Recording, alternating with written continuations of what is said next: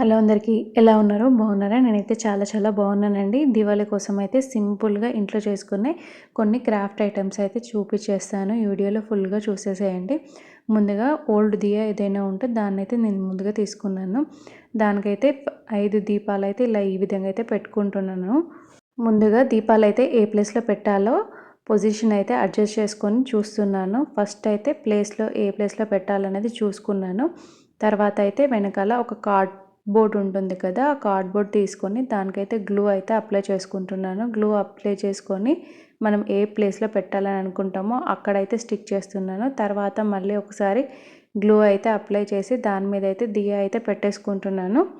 ఈ విధంగానే అన్ని దీపాలకు కూడా మనం గ్లూ అనేది అంటించుకోవాలి. ఒక కార్డ్‌బోర్డ్ తీసుకొని దాన్నైతే రౌండ్ షేప్‌లో కట్ చేసుకొని అయితే అంటించుకోవాలి.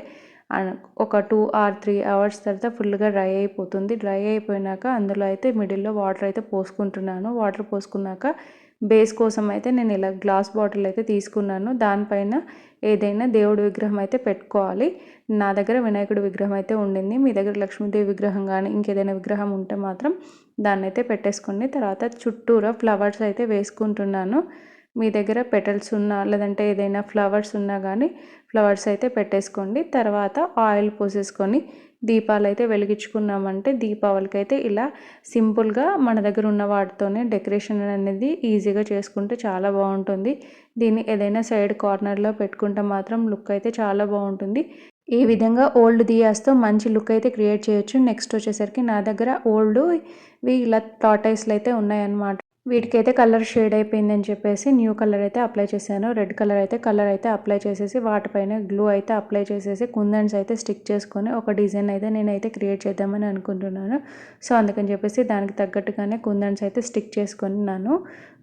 ఐస్కి కూడా 2 కుందన్స్ అయితే స్టిక్ చేశాను. సైడ్స్కి కూడా ఒక 5 కుందన్స్ అయితే స్టిక్ చేశాను. నెక్ పార్ట్ దగ్గర వచ్చేసి ఇలా డ్రాప్ షేప్లో ఉన్న కుందన్స్ అయితే పెట్టుకుంటున్నాను అనమాట. ఫ్లవర్ లాగా వచ్చేలాగా పెట్టేసుకున్నాను. తర్వాత పెయింటింగ్ అయితే వేసుకుంటున్నాను. కాళ్ళ దగ్గర కొంచెం ఫింగర్స్ ఉంటాయి కదా! సో ఫింగర్స్వి వచ్చేలాగా అలా లైన్స్ లాగా డ్రా చేసుకున్నాను. తర్వాత టార్టాయిస్ మీద ఉండే డిజైన్ లాగా వచ్చేలాగా గోల్డెన్ కలర్ అయితే యూజ్ చేసేసి అయితే ఈ విధంగా అయితే డిజైన్ అయితే డ్రా చేసుకుంటున్నాను. మన దగ్గర ఏవైనా ఓల్డ్వి దియాస్ ఉంటాయి కదా! దియాస్ కానీ ఏమైనా డెకరేటివ్ ఐటమ్స్ ఉంటే వాటి కలర్ షేడ్ అయినా కానీ ఏమైనా అయినా కానీ వాటికి ఇలా మళ్ళీ కలర్ వేసేసి రీక్రియేట్ అయితే చేసుకోవచ్చు అనమాట. లుక్ అయితే చాలా బాగుంటుంది. వాటిని మళ్ళీ రీక్రియేట్ చేసినప్పుడైతే ఉన్నదానికన్నా లుక్ అయితే కొంచెం అయితే డిఫరెంట్గా ఉండేలా చూస్ చేసుకున్నామంటే మళ్ళీ కొత్త దానిలా అనిపిస్తుంది. మళ్ళీ సపరేట్గా పర్చేస్ చేయాల్సిన అవసరం కూడా ఉండదు. నేనైతే ఈ విధంగా 2 సైడ్స్ అయితే దీనికైతే డిజైన్ అయితే వేసుకుంటున్నాను. టార్టాయిస్కి కలర్ వేయడం అయిపోయాక కొద్దిసేపు అయితే డ్రై అవ్వనిచ్చాక దీనిపైన అయితే దియాస్ అయితే పెట్టుకోవాలని అనుకుంటున్నాను. ముందైతే దియాస్ అయితే లేవు. సో నేను దీనికైతే దియాస్ పెట్టుకోవాలని అనుకుంటున్నాను. సో నేనేం చేశానంటే ఒక కార్డ్బోర్డ్ ఉంటుంది కదా! కార్డ్బోర్డ్ని రౌండ్ సర్కిల్ లాగా డ్రా చేసేసుకొని కట్ చేసుకున్నాక దాన్ని అయితే ఈ విధంగా దియా పైన స్టిక్ చేసుకొని తర్వాత దాన్ని టార్టాయిస్ పైన స్టిక్ చేస్తున్నాను. సో ఒక 5 to 10 మినిట్స్ అయినాక అది ఫుల్గా డ్రై అయిపోయాక దానికైతే కలర్ అయితే అప్లై చేశాను. ముందు కన్నా ఇప్పుడు లుక్ అయితే కొంచెం డిఫరెంట్గా ఉండింది. గుమ్మాలకి 2 సైడ్స్ పెట్టుకుంటే బాగుంటుందని చెప్పేసి ఈ విధంగా అయితే క్రియేట్ చేసుకున్నాను. నెక్స్ట్ డెకరేషన్ కోసం అని చెప్పేసి ఇలా ప్లాస్టిక్ బాటిల్ ఉంటుంది కదా! సో ఒక ప్లాస్టిక్ బాటిల్ని అయితే తీసుకున్నాను. దాన్ని అయితే ఈ విధంగా చూపిస్తున్న విధంగా అయితే కట్ చేస్తున్నాను.